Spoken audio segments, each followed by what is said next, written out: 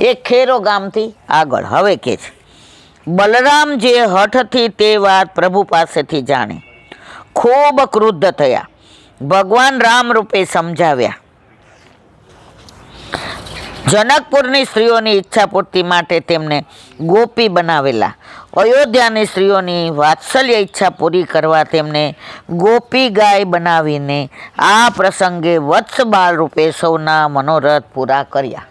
આપણે બધા જાણીએ છીએ એટલે એનું વિવરણ નથી કરતા કે પંચવટીમાં આવ્યા તો ઓલા ઋષિઓ તપ કરતા હતા, તો રામનું સ્વરૂપ જોયું, તેજ જોયું, આભા જોયું, પ્રકાશ જોયું, પુંજ જોયું. બધા ઋષિઓને એમ અરે મારો પતિ આવો હોય તો કેવું સરસ. ત્યારે રામે કહ્યું, અત્યારે તો હું એક પત્ની વ્રત છું, પણ કૃષ્ણ અવતારમાં તમારે ઘણી ગોપીઓ હશે, ત્યારે તમે આવી જાજો. અને એ ઋષિ રૂપા બધાય અહીંયા વ્રજમાં ઋષિ રૂપા ગોપીઓ થયા. હવે કે છે, પછી કૃષ્ણ રૂપ થઈને રાબડી છાક આરોગ્યા. ઋષિઓને શું આવડે બીજું? રાબડી જ કરે. શરૂઆતમાં ઠાકોરજી પુષ્ટ કરાવ્યા ને તો મને બહુ આવડતું નહોતું, તો મારે ઓલી લાડોડી કરવી હતી. તમે એને શું કહો? મગજ, નાગરી. એટલે અમે ઠાકોરજીને અનસર થયા એટલે નાગરી બનાવવા બેઠા. જાડો લોટ લઈ આવ્યો અને પછી બરાબર શેકો, અને અંદર શેકતા જ ખાંડ પધરાવી દીધી. પછી તો હજી આગળ સાંભળો, લાડોડી વાળીએ તો વળે. પછી મેં વહુજીને ફોન કર્યો, મેં કીધું આ જે આ નાગરિક હારી નથી થતી, મને કે કેવી રીતે બનાવી? તો એ 10 મિનિટ સુધી ફોનમાં હશે જ રાખે. ત્યારે છે ને મોબાઈલ નહોતા, ત્યારે આપણે ઓલા ફોન. તો આ મને કે શું વાત થઈ, તો આટલું બધું હશે શું? પણ મેં તો મારથી નહીં બોલાતું. તો જો શરૂઆતમાં આપણે બધા, તમે બધા તો, અમે તો ભણતા હતા, અધર એક્ટિવિટીઝમાં ગોલ્ડ મેડલિસ્ટ, એટલે અમે કોઈ દી બીજું જોયું નહોતું, રસોઈ આવડતી નહોતી. તો એવા પ્રભુને અમે શ્રમ આપ્યા, તો ધીમે ધીમે પ્રભુએ અમને શીખવાડ્યું. અત્યારે ભલે કદાચ એમને શ્રમ, પણ અત્યારે પ્રભુને અમે વાલા થઈ ગયા. તો શરૂઆતમાં તો તમે હો કે હું હોઉં, આજે એક બેનનો ફોન આવ્યો, એ મને સેવા નથી આવડતી ને મેં પુષ્ટ કરાવ્યા. મેં કીધું માં બનવાના હોય ને પછી બધું આવડી જાય. કેમ નવડાવવું, કેમ ખવડાવવું, કેમ સુવડાવવું, કેમ હાલરડા ગાવા. મને કે એ વાત સાચી. પહેલે દિવસે મૂંઝાણી હતી. આજે ઈલાબેન 8મો દિવસ, 8મો નહીં, એણે એકમના કીધું ને, દેખો એકમના પુષ્ટ કરાવ્યા હતા. એટલે આજે કઈ દસમ છે ને, 10 દિવસ છે. એ કે હવે આજે મને એવું લાગે છે કે પ્રભુ મારાથી રાજી છે. મેં કીધું કેમ એવું લાગ્યું? એ કે મેં સામું જોયું ને તો મારા સામું હસતા હતા. મેં કીધું બસ હવે તમારી સેવા ફલી, તમે પ્રભુને સાક્ષાત માનો છો કે પ્રભુ મારી સામે હસતા હતા, તો ઠાકોરજી સાક્ષાત છે ને છે જ. અહીં રામકુંડ અને રાબડી કુંડ છે. પ્રભુ જે પણ લીલા કરે ને એને પોતાનું મહાત્મા પોતાનું નથી આપતા. રાબડી કોને ધરાવી? ઋષિ રૂપાએ. તો પ્રભુએ કુંડનું નામ શું પાડ્યું? રાબડી કુંડ. હરજી કુંડ છે, તમે જાઓ ને જતીપુરામાં મુખારવિંદથી એની પહેલા હરજી કુંડ, એ હરજી ગ્વાલના ભાવથી છે. તમે જ્યાં જાઓ ત્યાં પ્રભુએ જે ભક્તે જે લીલા પ્રભુ હારે કરી હોય તો એને માન આપે છે. પોતાનું નામ સુરશ્યામ. સુરદાસજીના 1.25 લાખ કીર્તનનો મનોરથ હતો.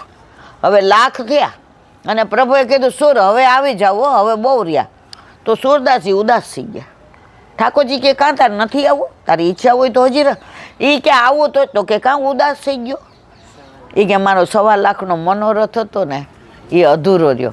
રાતના ઠાકોરજીએ 25,000 કીર્તન રચીને એના હાથમાં દીધા. ઠાકોરજીએ શ્યામ સુર નહીં, સુર શ્યામ, પહેલા મારો ભક્ત અને પછી. તો પુષ્ટિ માર્ગમાં શું છે? ભક્ત કેમ ભગવાન કરે, મર્યાદામાં ભગવાન કેમ ભક્ત કરે. તો અહીંયા રાબડી ધરાવી હતી, તો કુંડનું નામ ઠાકોરજીએ શું આપ્યું? જો આની પહેલા એકાદશી હતી તો રમા એકાદશી. શું કામ? દિવાળી પહેલાંની. રમા નામની સખીએ નગારા વગાડ્યા હતા. ઠાકોરજી કે હા, તે તો આજે નગારા વગાડીને દિવાળીનું માહોલ ઊભું કર્યું. તું રમા છો ને તો આ એકાદશીનું નામ રમા.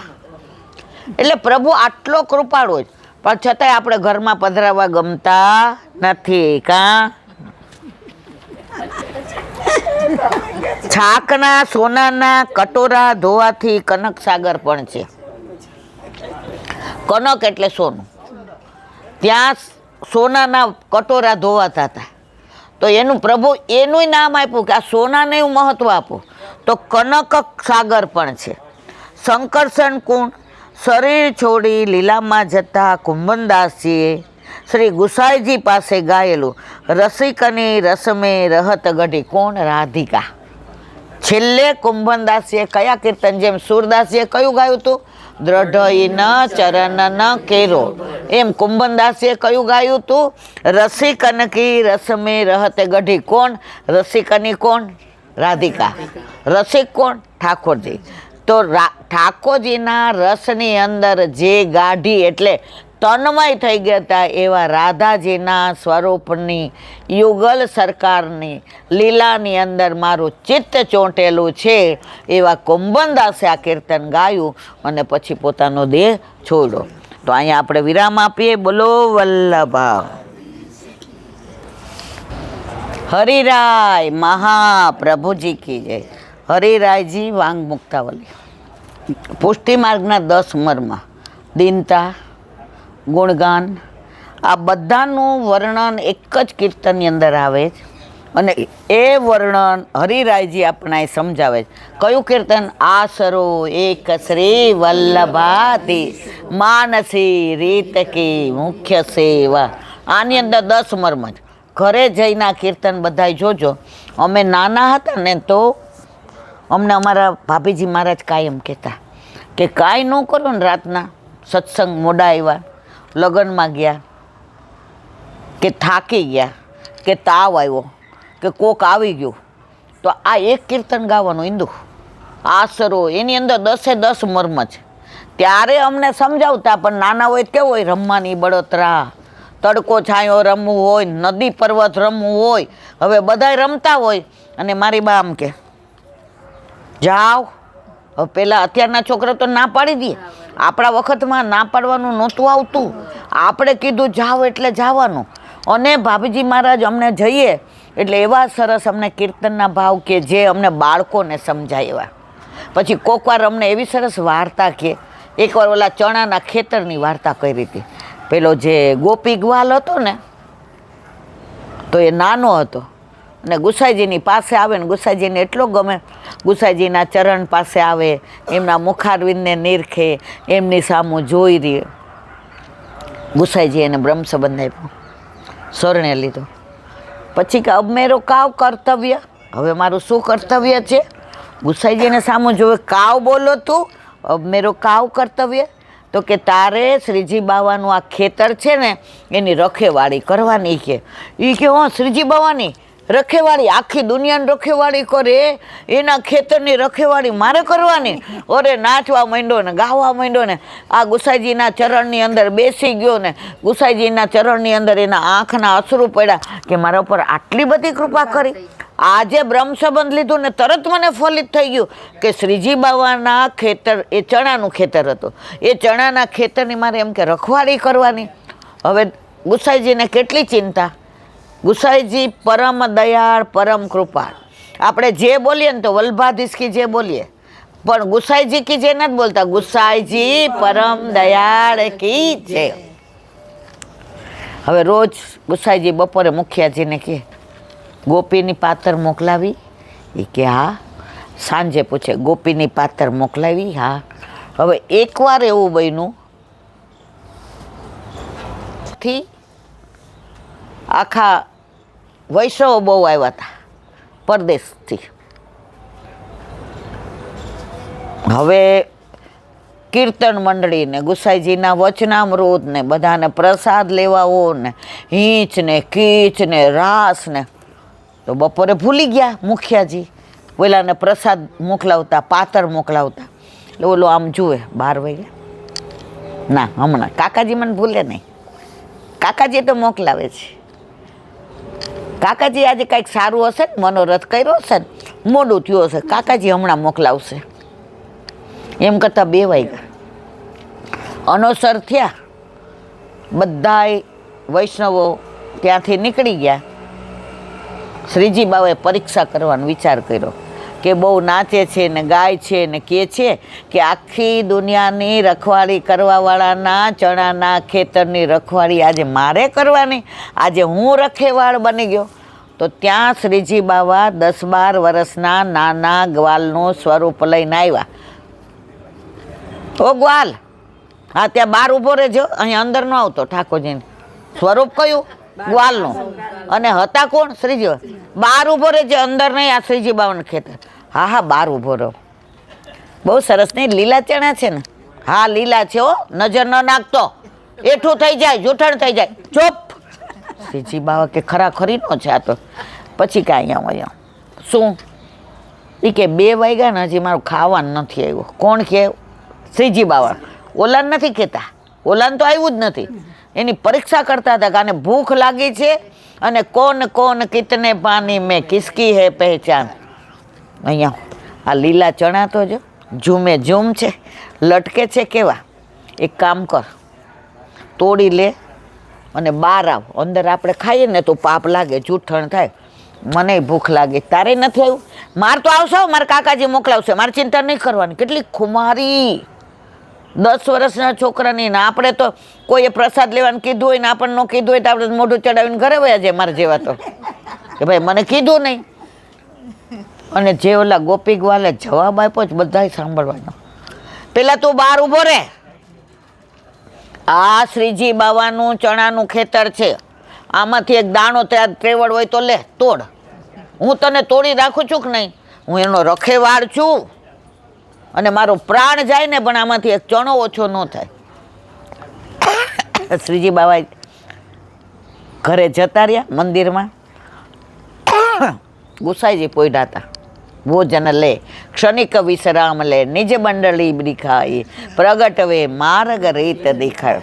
આવીને કાકાજી, કાકાજી, અરે મારા વાલા શું છે આજે? ગોપી ગ્વાલ કો પાતર નહીં ભેજી. હે ગુસાઈજી ઊભા થઈ ગયા. મુખિયાજીને કે ગોપી, એ મારા વાલા ભૂલાઈ ગયું, આજે આ બધા વૈષ્ણવ આવ્યા હતા પરદેશી ને ગુજરાતથી, એમાં હીચ ને ખીચ ને રાસ ને મંડળી ને. અત્યારે ને અત્યારે જાઓ.